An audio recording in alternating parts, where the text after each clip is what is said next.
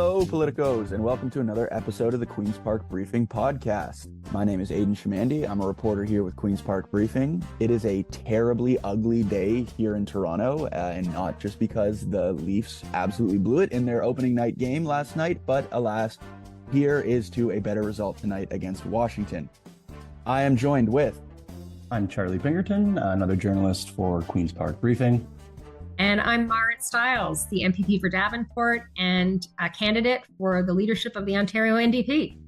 And I gotta say, I live in the Davenport riding, have lived there for about 25 years. So yeah, Marit has actually been my MPP for quite some time. So yes, thank you so much for joining us today. You're quite a known commodity in Ontario politics, but we don't want to assume that everyone listening pays attention to provincial politics 24/7. So we just wanted to start off with some more kind of personal type softball questions. The first of which being, who is Marit Stiles and why is she running for NDP leader? Well, I live in Toronto, but I'm originally from Newfoundland. I was born and raised in Newfoundland, just outside of St. John's. I came to Ontario to go to school, to go to university, and then stayed here like so many people of my generation because of jobs and opportunities. And I have raised two children with my partner here in Davenport, and I have been working in politics and policy. I worked for about 10 years as the director of bargaining and research for ACTRA, the Actors Union. And then I was a school board trustee for a while, which is how I got really focused on education. And when I was first elected to be an MPP in 2018, I became the party's, the official opposition education critic, which is, I think, how a lot of people know me, because that was a very busy file for the last few years. And then I was proud to be reelected again in 2022. So one thing that you did not mention in your time, in detailing your time before provincial politics, is that you were also the president of the federal NDP at the same time that you were the school board trustee in Davenport. During your time as president of the NDP was, when the party was transitioning from Malcare to Jagmeet Singh, and obviously a leadership election federally. We're now in a leadership election provincially. So how did that experience as the federal NDP leader help prepare you for both your career as an MPP and now this leadership bid? Well, what it showed me for sure is the importance of having a good, strong leadership race in terms of, these opportunities that we have as political organizations to address, things that we maybe need to do better, to reflect on past campaigns and to think about our future and what we can offer. And so it's a very critical moment. That was an exciting leadership race, I think. And so I learned a lot. Yeah, I learned a lot from the other side of it, which was the party side of how you run those things and how you ensure that you also come out of it with a good feeling, which is, I thought, hopefully we can do, right? Which is not to have it be a divisive thing, actually have a positive race that's going to turn up some new ideas and focus, and that we can actually move forward in a good way. And I guess the other part is, certainly sitting in the position I was in during that federal leadership race, the importance of the party being ready for that transition, right? Because you don't really end up having that much time from the end of a leadership race to an election in this case, in 2026. So we got to be ready to go. We got to be ready to go right away. And the leadership race can be part of building toward that next election. Okay, and this is the last softball for me. So as listeners, that wasn't a softball, but anyways, go on. So yeah, as listeners can probably tell, we're recording this over Zoom, as is wont to happen when you're recording over Zoom. Kids or dogs or something will interrupt, and Marit has a few dogs. And as I was perusing your Twitter before this interview, I saw a picture of you and your two dogs. And is it true that one of them is named Stevie Licks? Can you just give us a little bit of insight behind that name? Yes, sadly it is true. She's very small, she's very glamorous. And so we decided when we adopted her that she needed a diva type of name. We considered lots of names, Aretha, Joni. There was a lot of names in the mix, but she really is Stevie Nicks. So she's actually Stevie Nicks, but given her disposition, which is like licking constantly, we have reverted to Stevie Licks. Do you say the full name at the dog park? Like, oh, Yeah, usually we Stevie. do. Well, no, honestly, we don't. Usually Stevie. But when I introduce her to somebody, yes, it's definitely Stevie Licks. Yeah. Well, welcome to the world of Ontario politics, Stevie Licks. This is your big shot. Yeah, I should say I very much appreciate that. I have been withholding the name Augustus Caesar for my next pet because he is a very important historical figure to me. So I like that you didn't go with, Chester or, something very basic for a dog. But yeah, Mara, as you mentioned, you're from Newfoundland. I think it's St. John's specifically. Is that right? Yeah, well, actually, grew up in two smaller communities outside of St. John's, Logie Bay, and before that, Long Pond.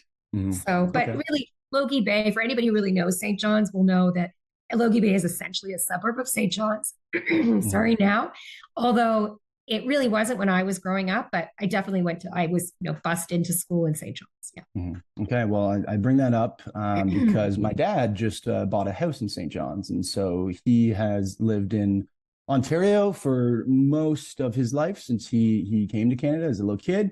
So this is going to be a big move for him when he moves there when he retires in a few years. Wow. Yeah, Newfoundland is one of two provinces I have not been to though, and so He as did look a up the weather first, did he? Like, yeah, okay, he did. He did. He's a pretty laid back guy. He's just good. going to enjoy, as he says, sitting, drinking coffee, reading the newspaper on the rock. But as a Coffee.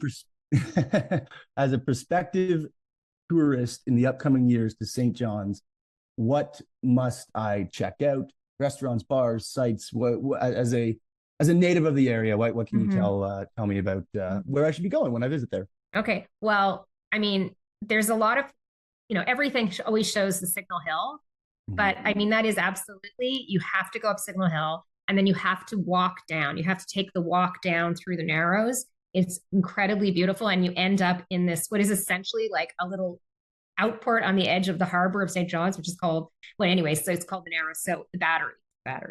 Mhm. So you need to do that. It's really worth it. It's amazing. And if you hit it at the right time of year, you might even see icebergs. The other thing I would say is, I mean, obviously, like St. John's is amazing. The rooms, which is like the art gallery and museum, is really cool. But definitely make sure you do what they call the Marine Drive. So you go outside of St. John's and you go through communities like where I grew up in Logie Bay and Torbay and Middle Cove. It's incredible. It's the most beautiful views. And again, if you hit it in the spring at the right time, there will be iceberg. Okay, lovely. Well, this will all be published, so I will not lose track of that advice. Um, on the theme of touring around, we know that you've been out and about in Ontario. Some of it has been, as we understand, to kind of promote like local candidates in municipal elections. Well, obviously, other parts of this work is building up your own leadership campaign. Mhm. It's also our understanding you've been doing this for quite a while now. So what can you tell us about this work that you have been doing recently? Well, one of the things that I really wanted to use this opportunity for in the leadership race was to get out there and to listen to people across the province. And with city council elections happening right now until October 24th, uh, local elections happening, I wanted to also use this opportunity to help shed some light and maybe bring some attention to those local candidates, people that I support that I think are running exciting campaigns and inspiring folks locally. For me, and I think for the NDP, that is the local government. Those local elections are really important opportunities, both to actually address the issues that a lot of local issues that matter to a lot of people out there. But it's also important for us as a party in terms of engaging our own memberships, mobilizing volunteers, using these opportunities to train people. And so I see it as part of the whole project, which is basically preparing the Ontario NDP to be a party that is ready to win in 2026, a party that's a real alternative to Doug Ford and his Conservatives, and a party that's going to inspire people and reflect their concerns, and bring forward real solutions. And reflecting their concerns means actually getting out there and listening to what not just our membership, but other people, ordinary people are dealing with in their communities. And for me, that also means making sure that I'm getting into every corner of this province. Obviously, I live in Toronto. I want to make sure that everybody out there knows that I understand the world outside of Toronto. I mean, I certainly grew up outside of Toronto, but I also have worked in many parts of this province. And so I'm really enjoying this. It's really fun. I have to say, it's one of the best things I've gotten to do is to get out there on the road and into those local campaigns across the province. Where's your favorite place you visited in the last couple of weeks? Can I say favorite? I don't want to. Wait, what comes to mind when I say that? Okay, I will say I had a really awesome time I had a great time in North Bay and in Callender. In Callender, I met a woman who has a pet raccoon. That was pretty cool. In Sault Ste. Marie, I got a chance to have a really amazing conversation with a bunch of local New Democrats, including former Minister Bud Wildman, who I've known for years. And it was really fun to catch up and talk about some of the things that, the NDP has achieved in northern communities and all of the issues they're dealing with. And then I would say, too, I was in Ottawa, and I was specifically in Nepean a couple weeks ago. And in Nepean, the NDP, Chandra Pasma, defeated a Conservative in the 2022 election. And the buzz out there is amazing.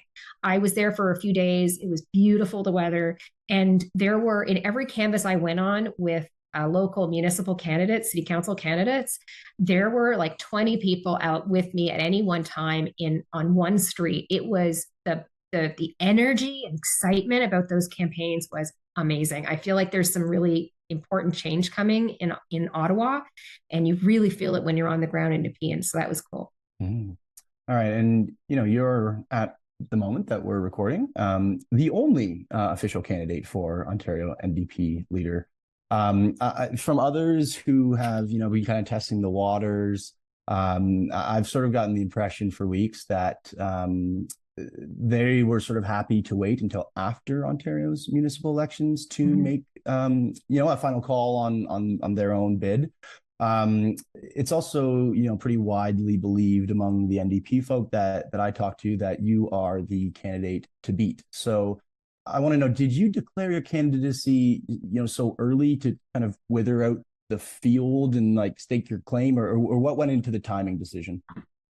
Well, people are going to make their own decisions about when and why they enter the race. But I will say that our party has some pretty important and worked really hard to come up with rules that would ensure a good competition.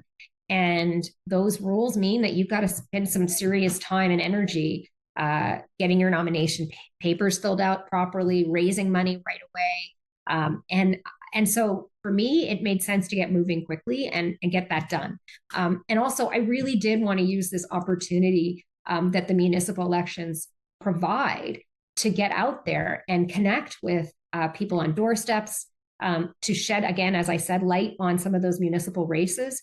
But mostly, I think, it's not a very, very long race, the time we have. People are excited about the opportunity for our party and for our province. And I wanted to get out there and actually start to build on that. I think it's going to be, the cutoff date for people to sign up as members and be able to vote in March is actually the first week in January. It's not a lot of time. And so I wanted to get out there and get moving on it. I couldn't see a reason to wait. Why wait? This is the most exciting thing that we've gotten to do in a while, like this leadership race. So let's get it going. Much was made of the PC's ability to court private sector union endorsements during the last election. The NDP were obviously born out of the union movement. So why do you think that you guys have been losing ground on those private sector unions, and how would a Merit Styles-led NDP win these groups back? Well, you're right. I mean, the NDP was founded by labor and progressives movements working together to build that political power. And it is the job of the NDP leader to make sure that the voices and the needs of working people are absolutely reflected and front and center in our party. I think that's essential. I spent a lot of time over the last few months in particular, reaching out to workers, reaching out to union leadership as well, to hear their thoughts on the last campaign, on the last few years, and mostly, and most importantly, I think where they think we need to go. as a party and as a province. And I'm going to just say it. Doug Ford is no friend to workers. I mean, he can get out there and put on a construction hat, and Monty can, show up at the construction sites and everything. But under his government, people who are, working union jobs and people who don't have the privilege of working in union jobs are falling behind, and they're falling behind really fast. He does not support pro-worker legislation and laws.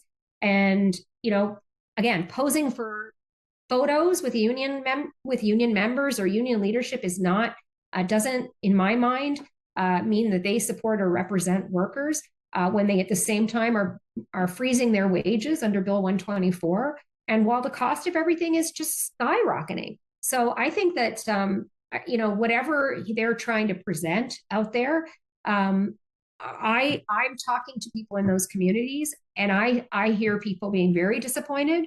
Some people may have voted for them in this last election, but I think they're quickly becoming very disappointed again. And so I think that absolutely it's on us in the NDP to ensure we keep putting working people at the front of everything we do, but and not be afraid to talk about, union issues, about, the importance of anti-SCAP legislation, about the importance of being able to unionize, and the real issues that folks who are not in unions, like gig workers, are facing, because this government has really let all those people down. So this is something that I want to drill down on a bit here, because I really don't want to make it seem like it's an Ontario isolated phenomenon. Like the private sector union membership drifting rightwards politically is something we've observed all over the globe for, arguably 15 plus years since the Great Recession. And, the PC union push, I think, is just kind of the latest and most local manifestation of that. And so to the extent you agree with the premise of my question, to what extent do you think the Ontario provincial NDP can actually kind of counteract these large macro political forces that seem to be kind of subsuming the politics of other countries? Well, I think you have to, for one thing, I think you have to just accept that, people aren't only defined by the job they do, right, or the union they belong to, right? So people have lots of other interests and issues that they are concerned about. And I think when things get, I think the politics that we've been seeing playing out in a lot of parts of the world, including here, are the politics of division. And they've caused, and they actually, I mean, I'm sad to say that I've seen many politicians of all political stripes, but especially I think on the right, exploit division, and I can say I will not do that. I do not believe in that. And when it comes to what we can do to counteract that, I think it is, we do have to connect with what matters to people. We have to talk about the things that matter. And it's not, and so, yes, there are things that we need to address. As I have noted, like in my mind, there's no question that the NDP and our policies are protect workers. That is our aim. Support and protect workers. And I don't see that coming from the other side. And as I said earlier, I think a lot of what we've seen is photo ops, but not much substance. And I think that will become increasingly evident as we do see, the cost of living increase dramatically.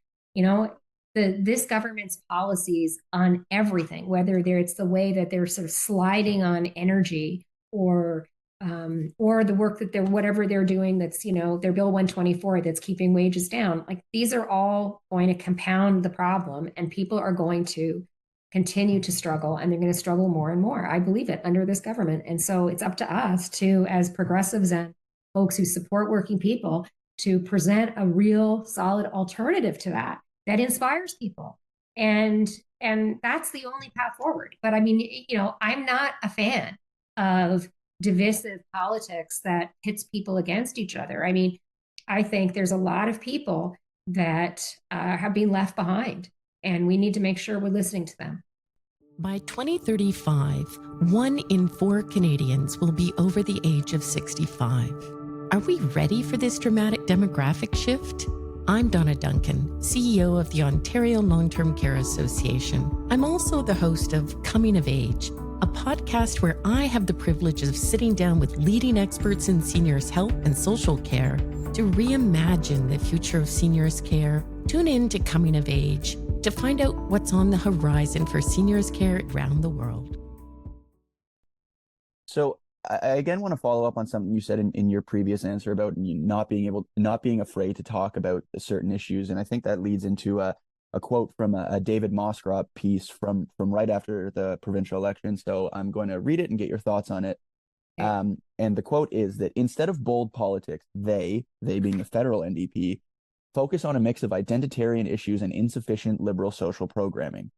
Now, again, that was targeted at the federal NDP, but I think most people involved in left politics could make a similar critique about the provincial party. It's definitely something I've seen written about and online in places like Twitter. And I'm just wondering if you agree with this framing on where the NDP sits broadly on the political spectrum. And if so, is this the right place for the party to be? I think that, no, I think it's an overly simplistic analysis of what's gone on, actually. I think there are a lot of forces at play. And I'm trying to, as I look to what I think we could do differently going forward, I'm really focused on how we address the real issues and real solutions that people are grappling with, right? So I'm not interested in some kind of false dichotomy, some false division out there that exists. I think that most people in Ontario want pretty similar things. Like when I said at the beginning of this, I came here for jobs. I came to Ontario, and I think it's important to understand this because even though I didn't come from a different country, I came from Newfoundland, I share that some might say it's a different place over there. I'll just say it is a different place, but it is. I came here and for the same reason that a lot of people come to Ontario, because there was, especially at that time, right? Like hope, opportunity, jobs, the idea that you could have make a decent living in a working class job, frankly, and have and be able to raise your kids and be able to imagine that your kids could grow up and actually own their own home or rent a nice apartment or something. That is not the reality that I face now as a parent of two young women.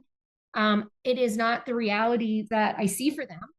It is not the reality that most people out there see. In fact, many of the people who should be, like nurses, people who work in our schools, who should be making decent wages and be able to, you would think, support their families, can't do it without taking a second job. I mean, it's absurd where we are right now. I think, and I know I'm getting off track here a bit from what your question is, but I actually think that those are the issues that we need to connect with people about, and that people have given up. And I talked about this in my launch speech.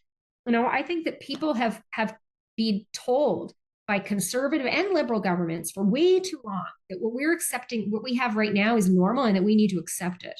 And it's not normal. It's not normal to be waiting for 8 hours in an emergency room. It's not normal to have 40 kids in your kid's classroom. It's not normal that we can't afford, that people living in North Bay can't afford rent in a decent apartment. This is not the Ontario that I moved to. It's not the Ontario I want to leave my kids. And it's a big part of why I'm running. And so I don't know, people have lots of opinions about what you do, what went wrong, what went right. I think that it is an important question, and we have to come up with a solution. And I think the solution lies in what people's actual experience is right now. And I think that frustration is why we saw a very low voter turnout in the last election. And so our job is going to be showing people that you don't need to be, that there's a government that's possible, that won't take you for granted anymore.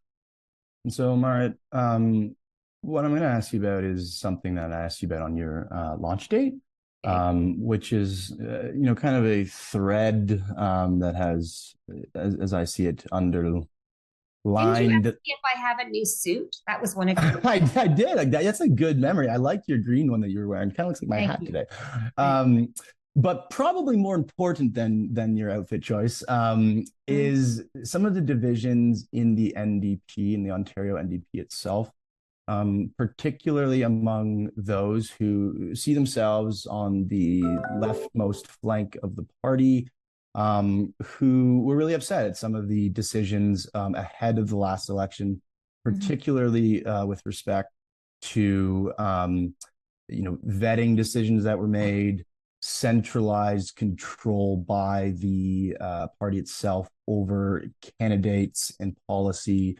And when I brought this up on your launch date, you sort of acknowledged it and kind of suggested that it is something that is on your mind. And from what I've heard about your touring and whatnot, it seems like you are having meetings with people who feel this way. So I kind of just want to know what kind of commitment will you make to, once again, empowering the local branches of the party to kind of bring it together again in this way?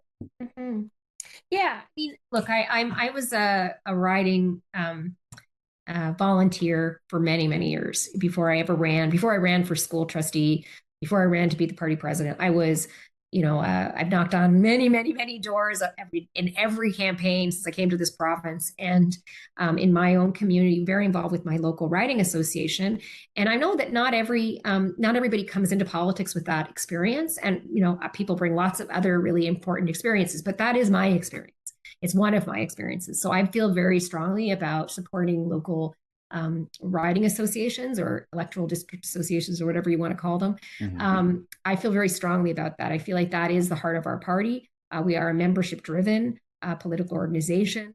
So it's really important that those voices are heard and acknowledged, and they're really essential to winning. That's the other piece. Like, they are very essential to winning. And we saw that, with, I mentioned Chandra Pasma's election, but I think it's a really good example. You've got a candidate in a riding where we don't have a strong history in Nepean, and who ran in 2018, lost by very few votes, and just kept going. And that riding association and that candidate just worked that riding for 4 years. That should be their reward. Was they won it. You don't always win in those cases, and you have to keep trying. My riding was Liberal for an eternity before we started to flip it to NDP. And I think it's really important to acknowledge that in this last election, there were people who were frustrated. There were some candidates who were also approved way too late to allow them to mount the kind of strong campaigns that they needed to run to win. And that we need more transparency, more accountability internally. I think that's very important. I also think that we need to look at ways that party members can participate in the things that make them want to be members and activists on the party, right? People join political organizations for lots of different reasons. In the NDP, oftentimes it's because they're really interested in making change in their communities. Sometimes it's about an issue that they really feel strongly about. Could be climate change. Could be that they join because they believe in unionization. They want to support strong labor legislation. Everybody has another reason. And one of the other reasons you come together is because you're looking for people who share your values. We need to make sure that that people have a chance to explore all those things. And that means that also providing, more opportunities for people to have input and to have debate around important policy issues and framing. It means making sure that we're ready to go and we're supporting people in ridings and their capacity in ridings on the ground to run campaigns. It's really important. Campaigns are really changing. I feel like that's new. I think every party, I'm sure, is evolving that way.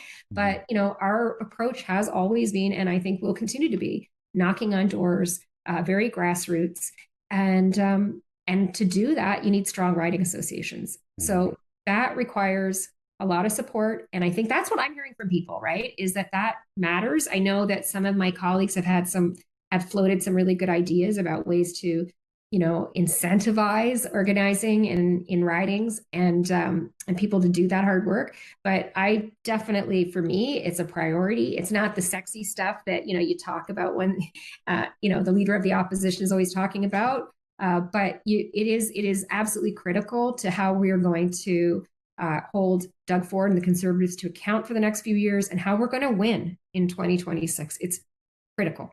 Mm. And I'll try to make this one quick because I think we're running tight on time, and you're obviously a busy woman. I want to ask about your specialty, the education file. Hot topic right now with the renegotiations with a number of teachers unions and the government. They're pretty feisty in the public arena at times, but this isn't just a PC versus education unions, theme, I suppose. We've seen in the past with liberal governments, things get pretty testy. If you were NDP leader and you were premier, and this or these contracts as they do were to come up, how would you handle these negotiations differently?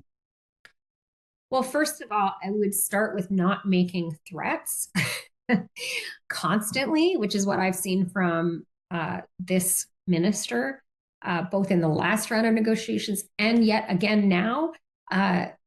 Threats of disruption, threats of back to work legislation.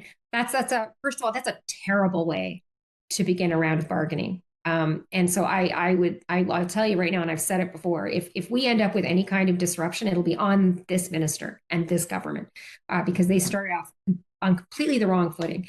So that's one thing. And I'd be at the table, I'd be at the table and I'd make sure our top people were at the table negotiating right now. And it is unacceptable that, union officials are sitting in boardrooms right now down at the Sheraton in downtown Toronto alone, without the government sitting there actually rolling up their sleeves. Negotiations are about talking. It's a negotiation. You sit down, you both share where you're at, and you find some common ground, right? That's what it is. I've been on both sides of bargaining tables. So I've done this many times, and I've helped negotiate national agreements with, big corporations. It's simple. And I would expect the best bargaining that ever takes place is actually hard, because you sit down and you do the work. And that's what this government needs to do. And the other thing I would say is you don't start from the principle of some kind of absolutely ridiculous proposed increase when, or Bill 124, which essentially freezes wages at below cost of living, below inflation. People right now, if you want to know why we can't find enough people to work in our hospitals or in our schools, it's because somebody who's working in our hospital right now, is unable to actually feed their families. We have education workers and healthcare workers going to food banks when they're supporting our most vulnerable children, our most vulnerable patients. The answers to some of these questions are actually not super complicated. It's you have to be able to make a living wage doing important work like this. It's pretty simple. And so government needs to come to the table being a bit more realistic as well, I think, about what it's going to take to keep people in those jobs, because we cannot afford to lose them. Our kids, I'll tell you, our kids are struggling. Kids in this province are struggling. The impact of the pandemic will be felt for a very long time. Well, I think that's it for us. We are very tight on time. So Marit, thank you so much for joining us. It is my pleasure. Thanks so much. Thanks. See ya. See ya. Ciao, ciao.